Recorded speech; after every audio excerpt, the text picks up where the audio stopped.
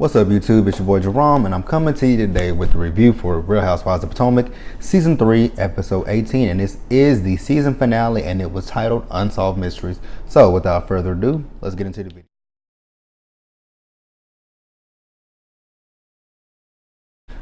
Alright, so this episode basically picks up where it ended the last week, and that was with the Three Musketeers going to Karen's house with the fucking pizza, trying to see if she lives there. And again, like I said last week, I don't really understand why it's any of their business where the fuck Karen lives at. Like, what the fuck? So, again, the Three Musketeers are there. They run up to Karen's door, ringing the doorbell, and dip out on Ashley and Giselle actually run and leave Robin there in the wait, just waiting. So Robin rings the doorbell about 3 times and nobody comes to the door. And, you know, Robin even said what I was thinking, like, if you come to my house at that time of night, uninvited, like, bitch, I'm not coming to my door either. Like, get the fuck out of here. Like, uninvited people coming to my house late at night, you're just going to be sitting outside ringing my motherfucking doorbell because I'm not coming to that door. So they dip out. Robin leaves a pizza on the doormat. And, you know, they get in the car. And they still talking about this shit, and I'm like, what the fuck? And, you know, Ashley in her interview is talking about, you know, if someone came to my door, I would come downstairs to see who it is. Bitch, it could be a motherfucking murderer or mugger. Like, bitch, why would you walk to your door at that time of fucking night? Like, get the fuck out of here, Ashley. You a dumbass. Like, I found myself saying bitch the whole time this whole episode, but really, Ashley, shut the fuck up. Like, you are a dumbass through and through. Like, get the fuck out of here with that bullshit. Why would you go to your door? Look like it's about it looks like it's like anywhere between 8 o'clock at night up until you know, whenever, you know, anytime between 8 at night and the early morning. Like, so why would you come to your door and it's pitch black outside? Like, you could get robbed or some shit like that. Shut the fuck up, Ashley, please.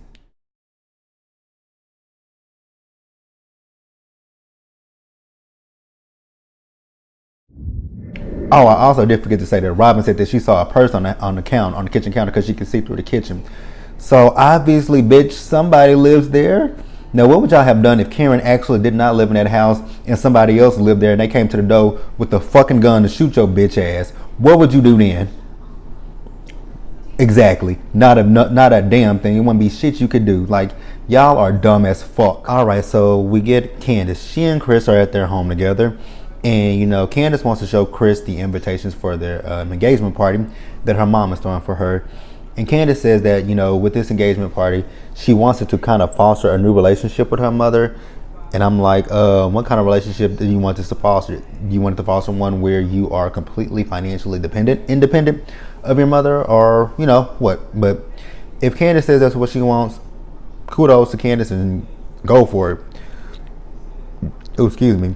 And, you know, like I said, she wanted Chris to see the invitation. She shows Chris the invitation. Chris approves of the invitation.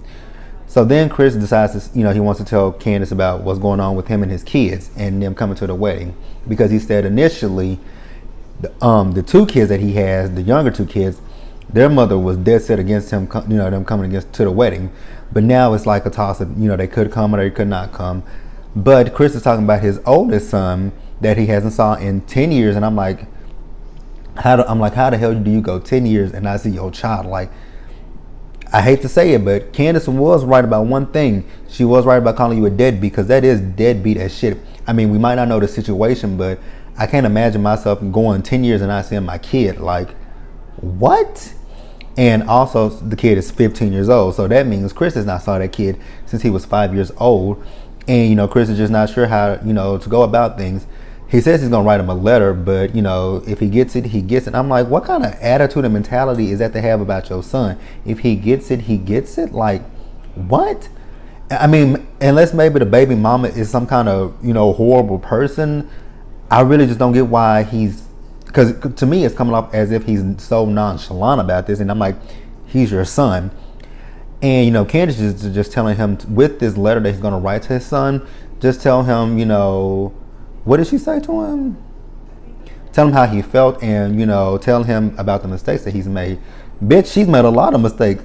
number one, is not been in his life for 10 fucking years. Like, how do you explain that to somebody? Like, I'm confused. How do you explain to a child that you have not been in their life since they were 5 years old and he is now 15? Like, I don't understand that. Like, it's crazy. And like, I just really don't understand that shit at all. It's not like he was adopted by somebody. Like, Chris, he's with his mother. So whatever with that. When I'm done, and I'm not gonna speak on that because I just don't understand it.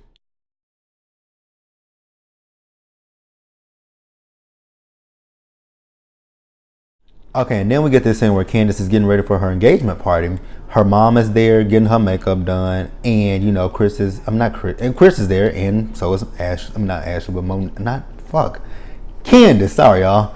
So, like I said, they're all there, and then comes Crystal. That is Candace's sister, and her stepdad Ronnie comes in, and she says that her.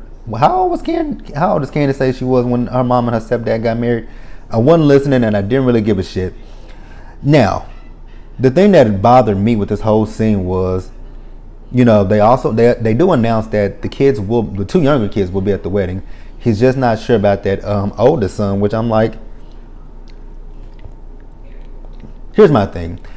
If I was that oldest child and my daddy come reaching out to me after 10 years because he's having a fucking wedding and he wants me to come to the wedding, I'm gonna be like, man, fuck you. I'm not coming to your wedding. Like, why would I come to your wedding if you ain't been in my life in the last 10 years? Like, that's some bullshit. You want me to come to meet your new bitch? Like, no offense to Candace, but I would just be like, you want me to come meet your new bitch? Like, nah, man. Like, you ain't been in my life up until this point, so why do I need you in my life now? Like, get the fuck out of here. And, I wasn't here for Candace's mom. I thought what Candace's mom said was rude and shady as fuck. Like, you could have kept, it's such thing as keeping your mouth shut and not saying what the fuck you thinking, because she gonna sit there and say, oh, Crystal have 3 baby mamas. I'm like, really? Like, that was low of her to say that he'll have 3 baby mamas. Like, if technically he would only have 2 baby mamas, because not Karen, why do I keep on calling Candace other people? Candace would be his wife. So that would be the mother of his child, not his baby mama. That would be his wife. Like, why would you want your daughter to be calling herself a baby mama to her husband unless they were to get divorced? Like, I thought that was really, really fucking rude as hell. And then, Candace in her interview talking about, her mom is having a hard time with giving her away. I'm like, no, Candace, don't try to even sugarcoat that, candy coat that. It was rude as fuck. Like, call it what it is. It was rude. All right, and then we get over to Karen's house. Bravo made it a habit of showing us that the pizza is no longer at Karen's door, which, why would that pizza still be sitting there in the daylight? So Karen is fixing Ray breakfast, and they sit down and have a chat. And, Karen is telling Ray about France and how Ashley was just all up in her business. Well, actually, she really didn't tell Ray that, but she kind of shaded Ashley in her interview. And I was actually here for Karen shading the shit out of Ashley, because Ashley needs to mind her fucking business and worry about that marriage that she has. And, Karen and Ray are talking, like I said. Karen is talking about her fragrance and all that kind of stuff, how when they were in France, they went to the perfume shop and all that kind of stuff. And she has named her fragrance. It's called La Dame, which I actually saw that on Twitter or Instagram a few weeks ago, that it is coming out soon. So shout out to Karen for that. Like, big ups to you for that one. And, she asked Ray how he's been basically with that financial stuff. And he says that right now is, it's behind him. He and his lawyers, they sat down, they came to an agreement on, what he would pay. He's happy with it, and the IRS is happy with it as well. Now, the producers were really shady as shit. And they're going to ask Karen in her interview if Ray is on a payment plan. And I'm like, how would she know that? Like, Raiden is not telling her anything, so she probably won't know if Ray is on the payment plan. And I really thought that was hella fucking shady of the producers to ask her that question, if he's on a payment plan. Like, really? And then, Karen asked Ray, well, can I come off the budget now? And, he says, I guess he said, yeah, I don't know what he was saying, if he said yes or no to her coming off the budget. But I thought Karen had her own money that she is separate from Ray's, but we're going to leave that one alone.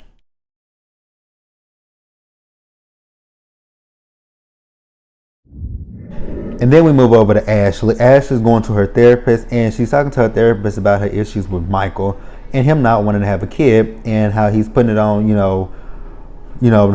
not wanting her to be like her mother was to her. And Ashley's talking about how that hurt her feelings and all that kind of stuff. And I'm like, boo hoo, Ashley. Excuse me, we don't give a shit. Like, let's be honest.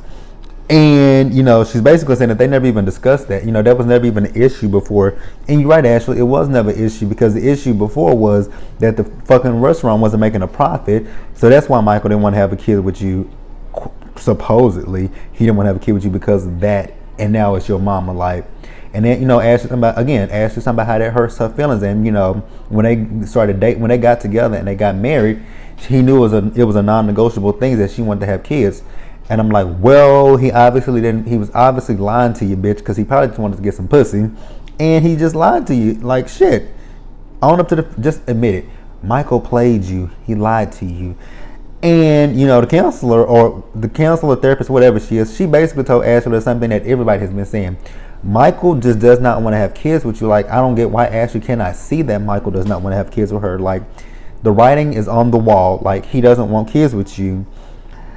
So, I don't really give a fuck about Ashley at this point because Ashley, she wants to play woe is me with her marriage, but then you want to be all up in Karen's marriage. Like, I don't understand it, Ashley. I really don't give a fuck. And then, we get this scene where Ashley and Michael are at home, and Ashley's telling Michael about the trip and friends, and Ashley says that Karen came after her marriage. I'm like, bitch, you got selective ass memory. Like, you were the one that was attacking Karen's marriage, talking about Ray was gonna leave Potomac without, Potomac and go to Florida with or without her, and you bringing up Karen not wearing her ring. I'm like, when did Karen have the time to come at you? It was you the whole time coming at Karen. Like, what the fuck, Ashley? Like, you got selective ass memory for real. And then you got Michael over there talking about Karen them renting a house that costs more than their actual mortgage. And I'm like, Michael, why the fuck do you care what Karen and Ray are doing? Like, if they can afford that shit, let them afford it. Like, if they want to rent a house that costs more money than their actual mortgage was, like, let them do that. That's their business. It's their prerogative. Why the fuck does it bother you and your messy ass wife? Like, oh my God, like, I was just so over that. And then, she's Ashley talking about she wants to know what the possibility of her having a baby with Michael. Girl, I can tell you what that possibility is. It's zero. There's no possibility, probability, nothing statistical about you and Michael having kids whatsoever. And, Michael gives her some bullshit ass reason talking about, he's having to get back used to being with Ashley after them being apart for 8 months. I'm like, Michael, that's a crock of bullshit. Like, that. That is a whole complete crock of bullshit.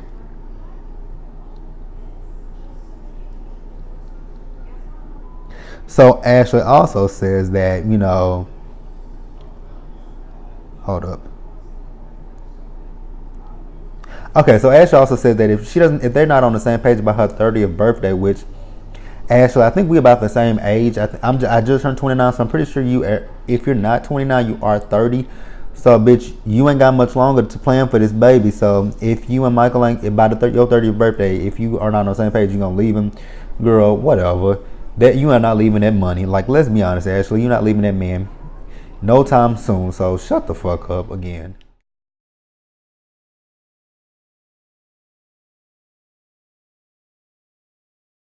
All right, so now we have Robin. It is her son Carter's 8th birthday, and they are all going out and having a birthday party for him. And Juan's dad is there, and I looked at Juan's dad. I'm like, God damn, like they look just alike. They look like twins. And I'm like, how the hell did your mama lie to you for all those years? Because when she looked at Juan, like I know the woman had to be like, fuck, he looked just like this man. Like, how am I lying to him? Like, I was so confused. I'm like, damn, I don't know how your mama lied to you for all those years, but obviously she did, and she did a good job because you look just like that man. And Robin is telling them about the medium and all that kind of stuff, and how his mom said that if she had to do it again, and if she was still alive, she still would never told Juan about who his dad was. And she told them that she was ashamed of everything that she did, and that she hoped that they I guess love her, forgive her, whatever. I don't really give a shit. Robin is boring as shit to me. And so Robin, I think that was Robin's mom that she pulled to the side, and I think that I know that was Juan's dad. So they pull each other's parents aside, and they talking about how Juan's mom feels about Robin. And they tell him that his mom likes Robin, and Robin tells her mom that his mom likes her, and basically she's like, what's taking you guys so long to get back together? Which nobody but Robin and Juan gives a fuck about when Robin and Juan gets back together. But both mom and dad say, you guys do need to get back together. You guys are good for each other. And I'm like, okay, if you say so. Again, anybody out there give a damn about Robin and Juan's relationship? Raise your hand. If you don't, I don't think anybody really does care about Robin and Juan's relationship, to be quite honest with you.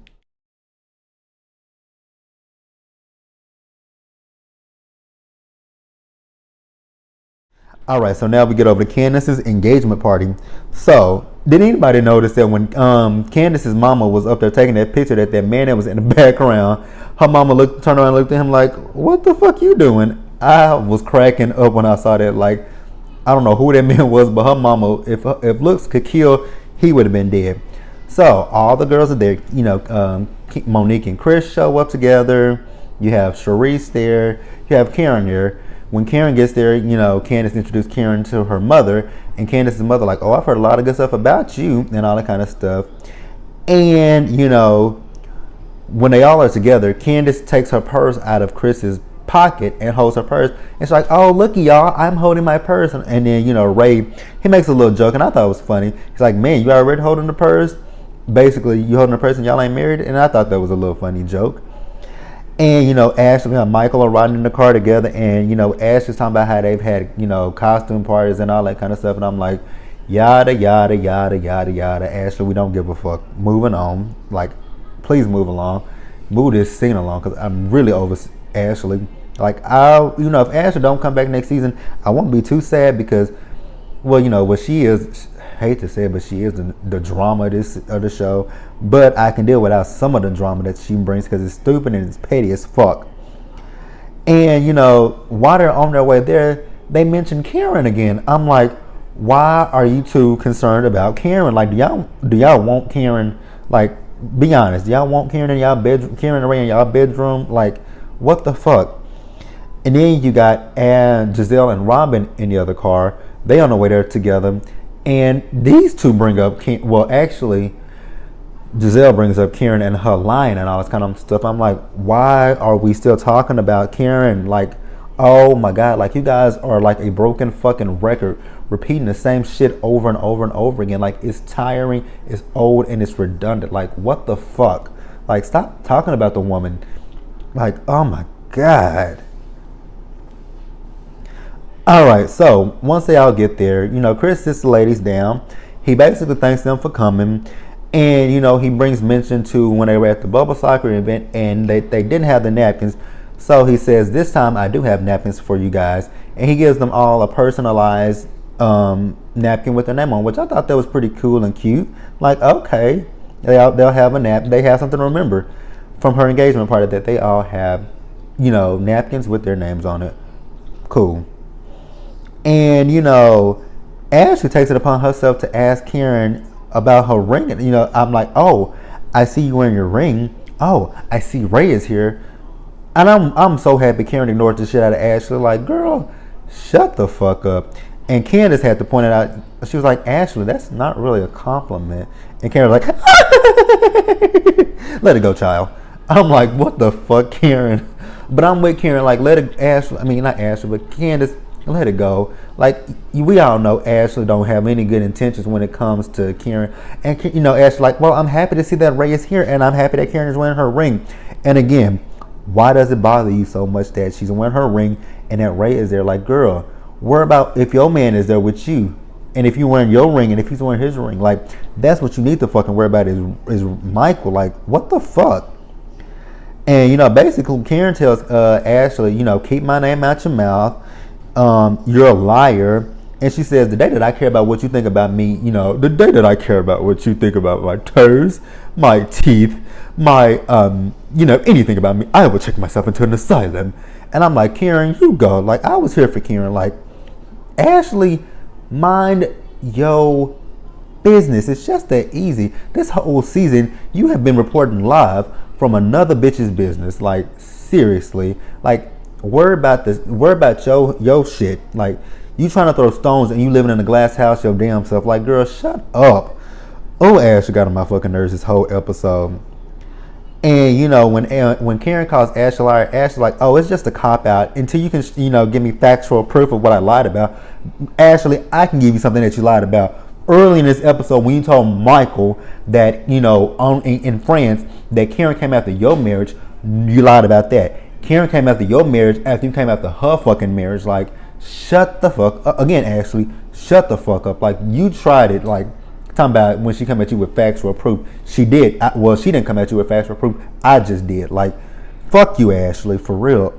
Oh my God. And then you get Ray. Ray is over there talking to Candace's aunt, who's in the medical who does medical stuff. And Ray, I think Ray might have been having a business conversation with her aunt, or just trying to, you know, figure out what her aunt does and maybe see how it can help benefit him or anything like that. It don't matter. It does not matter what the fuck Ray was talking to that woman about. All I know is she said something about medical stuff. And then here come Michael's old pasty white ass talking about Ray, where do you live at? And I was actually with Ray like, huh? What you mean where do I live at? He was like, oh, you know, your job is so far away, but you moved here, but your job is there. And I was with Ray, like, it's none of your fucking business. Like, mind your business, Michael. You just like your wife. Y'all are made for each other. Like, y'all are both messy as fuck. Like, first of all, why did Michael feel the audacity to walk up to Ray and ask him where the fuck he was living at? Do you pay his bills? Are you paying his taxes? Are you putting food in his refrigerator? You're putting gas in his car? You paying his car note if he has a car note? You doing any of that shit for Ray? Like, Michael, mind your business. Like, Ray is a better motherfucker than I am, because if Michael hadn't brought his pasty white ass up to me, asking me any kind of questions like that, I would have busted Michael right in his fucking nose, and his nose would have been bleeding all over that floor. Like, I would have knocked the shit out that motherfucker. And then Michael gonna take it upon himself to go talk to Karen and tell Karen, you know, I just had a conversation with Ray, and, you know, I thought he was really rude and disrespectful, because all I asked him was, where are you staying now? And Karen's like, well, what did he say to you? He said it was none of my business. And Karen's like, well, he's right. It's none of your business. And I'm like, bingo, Karen. It's none of his business. And then Giselle gonna try to chime in talking about, well, you know, Michael is a real estate person. Giselle, shut the hell up and mind your business. That ain't got shit to do with you. And then it got shit to do with Michael, where Karen and Karen and Ray stay. Like, shut the fuck up. Like, oh my God, those two are made for each other. Y'all do not need to procreate at all. Like, what the fuck? Like, oh my God. Like, I had a headache just sitting there looking at that bullshit. Like, what? Oh my God. And then, so, you know, once that calms down, Ashley, Robin, and Giselle are still sitting right by Karen. And Giselle asked Karen, did you get a pizza delivered to your house? And Karen was like, no, I didn't get a pizza delivered to my house. They're like, you know, Karen was like, no, because I checked I walked out my front door. They're like, you didn't see a piece on your front door? She was like, no, I went to my front door this morning and there was nothing there. And I'm like, you know, these three, and the three musketeers are sitting there like, that's interesting.